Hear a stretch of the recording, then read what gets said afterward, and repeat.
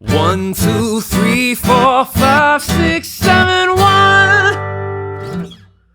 Well, hey everyone, this is Jay Withrow, and today's lesson is going to be incredibly powerful. We are going to learn number system, and so many of the lessons I do on this channel, I'm referencing number system. So I want you to know it inside and out so that you can harness its power. So there are 4 major things in the real world that I find every day that number system does for me. It gives me power to do some things instantly. Instant transposing, learning of songs, composing, instant communication. So those are the 4 major reasons. Here's what we're about to do, okay? So check this out. I'm gonna break down number system for you from the very beginning, from its foundations, let you know what it is, and then at the end of it, I'm gonna take you through those instant bullet points we had. I'm gonna give you examples, real world examples, to match those so you understand what it actually looks like to use number system in context out there, okay? So let's go for it. So I'm just gonna lay out number system for you really simple and clear. So here's how it works. Basically, number system is just putting a number to each note of a scale, just going in order. So I'm gonna do the major scale, the G major scale, and watch, it just works like this. 1, 2, 3, 4, 5, 6, 7, back to 1. I can go backwards. 1, 7, 6, 5, 4, 3, 2, 1. That's it. That's the foundation of number system. Now, when you were young, you might have sang solfege, which is do, re, mi, fa, sol, la, ti, do. You might not have known it, but you could have just been singing instead of do, re, mi. You could sing 1, 2, 3. It's the same exact concept. Okay? Now, where do we go from here? That's how we apply numbers. That's where the numbers come from. It's just numbering the notes in order of the major scale. Well, to actually put it in the real world, which is when we're playing songs, we use chords, and not just single notes to sing over, but real chords. We just turn each of these notes of the major scale into a chord, and boom, you've got a key. That's where you get a key from. And so there's a really easy little pattern for this that you can just memorize to know how we transform these notes. And so it goes like this. The 1, 4, and 5 notes we turn into major chords. The 2, 3, and 6 are minor chords. And the 7 we turn into a 5/7 chord. Technically it'd be a diminished chord, but practically it sounds best in modern music to do a 5/7. So here's what that sounds like if I follow that pattern, turning my G, A, B, C, D, E, F sharp notes into chords following that pattern. G are 1, G major, 2 is A minor, 3 is B minor, 4 is C major, 5 is D major, 6 is E minor, 7, it's a 5/7, D over F sharp, and then back to the 1. And there we have it. Did you hear that? That is a key.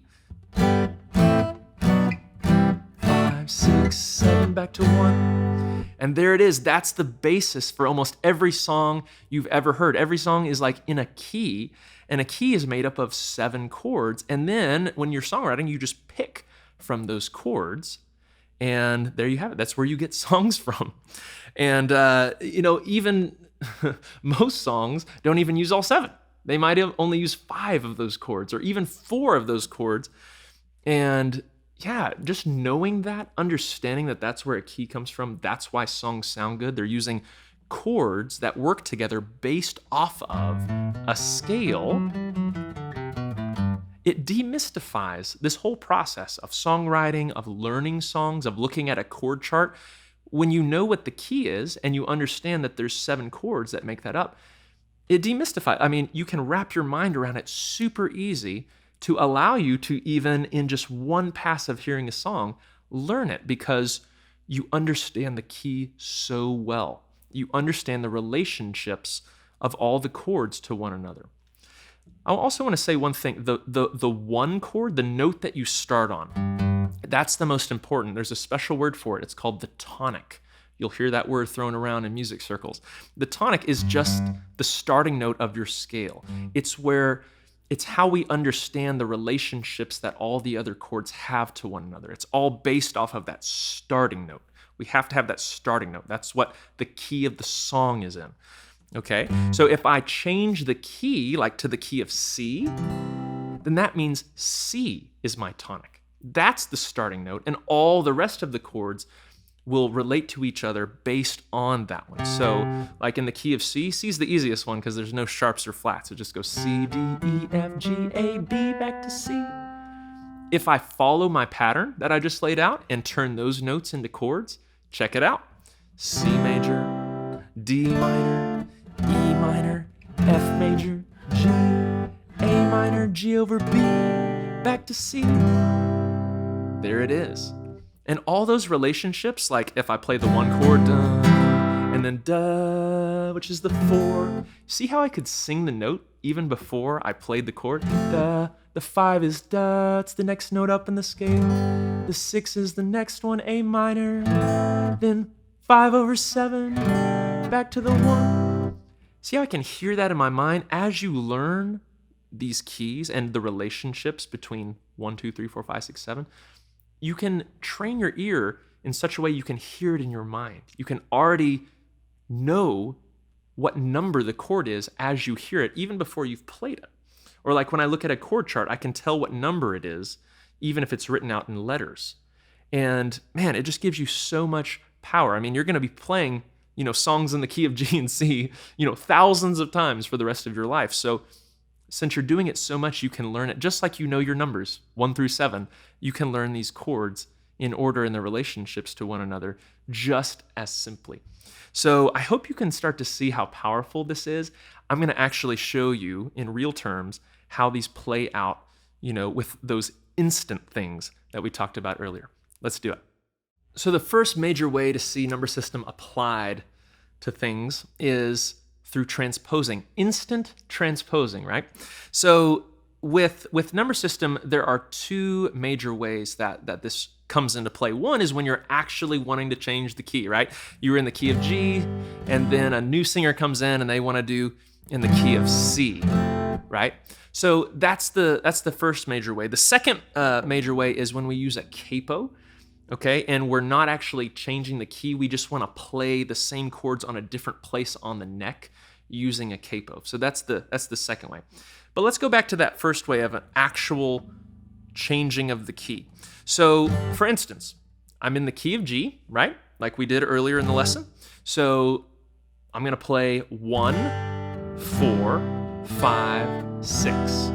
Key of G, that's G major, C major, D major, and E minor, right? And we're playing that song, it's going great. And then a new singer comes in, and they're like, well, key of G, that's a little too, low or whatever. Let's go up to C. And then you do it in C, right? And for some people, if they don't know number system, they have to like scribble on their chord charts all the new letters and spend a lot of time, literally 10 minutes, doing it all. Well, in number system, you don't have to spend any time. It's instant. Okay, and I can just play in the key of C since I know the relationships. I know the 7 chords. I played this so much that I know what 1, 4, and 5 and 6 are. I play C, and then F, G's the 5, and then A minor's the 6. There we have it. That simple. Notice that wasn't daunting to me. I didn't struggle with it, nothing, right? All right, another singer comes in. They want to do in the key of A. There's the 1, 4 is D, 5 is E, 6 is F sharp minor. It just follows that scale, right? A. We're just 1, 4, 5, 6. We're playing those notes of the A major scale there. We just turn them into chords. So that's how you transpose on the fly, is as you learn the patterns and you learn which ones are 1, 2, 3, 4, 5, 6, 7, okay, of any key you switch to, then boom, you can switch to things instantly. There is a learning curve, right? Like it can seem like a lot, but the cool thing is so many songs are in the same keys over and over and over again that it really starts to make a lot of sense. And as you saw, I've gotten to that point where, man, you can just do them instantly. All right, let's talk about that second way of using that capo. Since this is a channel that focuses on a lot of guitar playing and lessons, this is super important. Let's say this is in a case where you have 2 guitarists, all right? Let's say you've got 2 acoustic players and you don't want to just be playing the same exact chords in the exact same place on your guitar neck, because that's just really redundant. It's like, what's the point? We're playing the exact same thing. It would be way cooler and we could get more bandwidth, more mileage out of our guitar if I could play in a different part on the neck and use a capo, okay? And this is something that has to do with what's called caged method, and I might do a video on caged method. If I do, I'll put it in the description. This is specifically for guitarists using capos. And so what I can do is I can put a capo on my 7th fret here, and let's say, one guitarist was playing, in the key of G, they're playing the 1-4-5, which is G, C, D. Well, what I can do to help get some different tones, play higher up on the neck, widen that frequency spectrum that's being used out of my guitar, is I can think in what's called C structure. I'm gonna think as if I'm playing in the key of C, doing 1, 4, and 5 from the key of C, which would be C, F, G. But technically, I'm still in the key of G. If I were to turn a tuner on, play this note, it would be a G, but notice that the shape of my fingers is like a traditional C chord. So this is what's called a structure, when the key is different than the shapes that I'm using. But I'm gonna think in this structure, C structure. 1 is the C, F is the 4, G shape is the 5, back to the 4. 1, 4, 5, 4. Listen to that, how much different that is than this. And when you combine these two sounds, these two different, they're using different tones and octaves, it gives this huge, lush sound. It's so much more interesting than just having two guitars playing the exact same thing. So that's the other major way that idea of transposing is used with the number system. So the second major instant is instant learning of songs. So this has a lot to do with ear training. As you learn the relationships between each of the 7 chords that happen in a key, you can start to be able to hear which chord is which number, just based on knowing the key or having that tonic in your mind. So in the key of G, the tonic is G, and if I think that ba, I can think ba. That note is the 5. Da, ba, ba, and then I can go ba and know that that's the 6. Da, da. Does the 4, and then I can think just major scale, ba, 3, 2, 1, da, 3, 2, 1. So as you become more and more familiar with these 7 chords, you can hear those relationships, and you can even train your ear by practicing. You can do things like play the 1 and then go up in your scale, go up to the 5 and see if you can do that in your mind. Go bum, bum, bum, bum. I like to think of like the Star Wars theme, like da da da da da. Like that's how I remember the 1-5. Da da da da da da, right? Or like for the 1-4, that's like the Here Comes the Bride.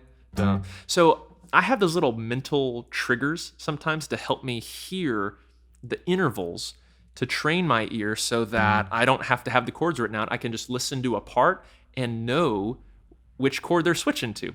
So that's the ear training part that comes in with number system to help you learn songs instantly. Okay, so that's what you can practice. And I'll suggest, when you're sitting in a restaurant listening to music, see if you can figure out the intervals. See if you can figure out the key of the song by listening to what everything resolves to, where everything is headed, the tonal center. That's the 1. And then once you figure that out, you listen for the other chords and see if you can figure it out. And as you keep practicing that, you'll actually start to realize, wow, I'm doing it. I'm getting there. So instant writing, right? Or composing, right? When you're sitting with a group of people, it's very often someone just comes up with a melody line. Da, da, da, da, da, da, da, right? What you can do is, I'll sing that again. Da, da, da, da, da, da, da, da. Let's figure out what key that is. Da, da, da, da, da, da, da, da, da. That note, I can tell that that's the ending note. That's what it would sound great to end the song on, or that everything's based on. Da, what note is that? Da? There it is. So that is a B note. We're in the key of B.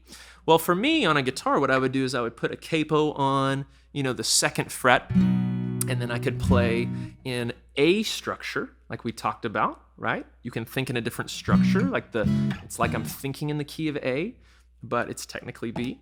There's my favorite one to help me play in the key of B would be putting the capo on 4 and playing in G structure, right? So now I just think as if I'm in the key of G again, like I was doing earlier, but I'm in the key of B. So da, da, da, da, da, da, da, da. I could start off with that 1, and now I already know 7 chords that will work and will sound good underneath that melody line, because those notes of the melody line da, da, da, da, da, are sharing the same notes of the scale here.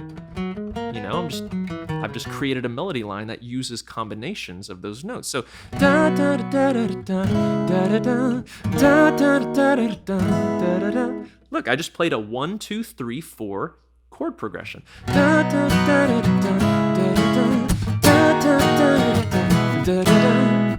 Now, what if I wanted to change that up? I know some other chords, right? There was the 5 and 6 chords I didn't use in that. What if I tried a 1 to 5? Da, da, da, da, da, da, da, da, da, da. I can already hear in my mind, what if I went 1, da, da, da, da, da, da, then 6, da, da, then 4. Da, da, da. There we go. Very common progression. A 1, 5, 6, 4 pattern. And then I could climb up da, da, da, da, da, da, da. 2 or 3 chord, back to 4, 1, 5, 6, 4. There you go. I literally just created that. I didn't plan that out before. I just came up with a melody line, started playing some chords under it, and look how fast I could create some really nice chord progressions over that melody line. Well, there it is. There's the real world example for you of when I'm sitting in songwriter circles and somebody has an idea, and that's what you do. And if you can get together with other songwriters that know number system, like they can even start calling out chords, even if they don't have an instrument in front of them. They can be like, why don't you try the 3 chord there? Or when we go into the bridge, why don't we try the 2 chord since we haven't done it anywhere else in the song, right? And you can talk very competently together and get things done fast. It's really fun. So here is the last, but definitely not least major reason for using number system out there is that it allows you to have instant communication with other musicians. And this has just become so clear to me over the years. As I've played bigger and bigger stages and more musicians are added to the mix, it's just like, wow, number system is what's really holding us all together. It is the glue. If we didn't have that, there'd be so much confusion. And so, here's the example. You're on stage and you've got 3 different guitar players. One of them's using a capo. The other one, maybe is the lead electric player, and they're playing in a different structure way up here on the neck. Then maybe you've got a saxophone that's tuned to a different key, and you've got other wind instruments that are tuned differently. There's just so many different variables that can happen when you bring musicians in, where it makes it hard to understand what note you might actually be talking about. If I have if we're in the key of G, but I have my capo on 7 and I'm playing a C, if I say, oh, I'm playing a C chord, it's going to be the wrong note. If someone's down here and they're playing a C, it's going to be different notes, even though I think that they were understanding me. We don't. So when we talk in numbers, though, numbers clears everything up. If I am playing in G and I say I'm playing the 1 chord, then I'm playing this. If I have my capo on 7 and I'm playing a C shape, I can say 1 chord, but they're both gonna sound good together. And that's the same with any other instrument on stage, no matter what their setup is or their tuning is. If you talk in numbers, you're actually all gonna be able to play that same concert note, the same exact actual note coming from your instrument. And so that just makes things so clear, so simple, so smooth on stage. And as you use number system, you're going to realize that. Well, y'all, I hope that was extremely helpful to you and that you have a much better grasp of number system. And so that when you're learning those other lessons and I'm talking about numbers, wow, you'll understand. It's like, oh, it's based off a scale. This is where he's getting those. They're all relating back to the 1, which is called the tonic, all that stuff. and it's going to start making more and more sense. So don't let it daunt you. Don't let the initial learning of it stop you. Just be determined. You're going to learn something new. You're going to challenge yourself, and then as you learn it, it's going to take you, I'm telling you, you're going to feel like one player, and it's going to take you to a whole new level. You might even feel like, man, this is what's taken me to feeling like I can hang with pro musicians. So I want that for you. Enjoy the process, and I'll see you at the next lesson.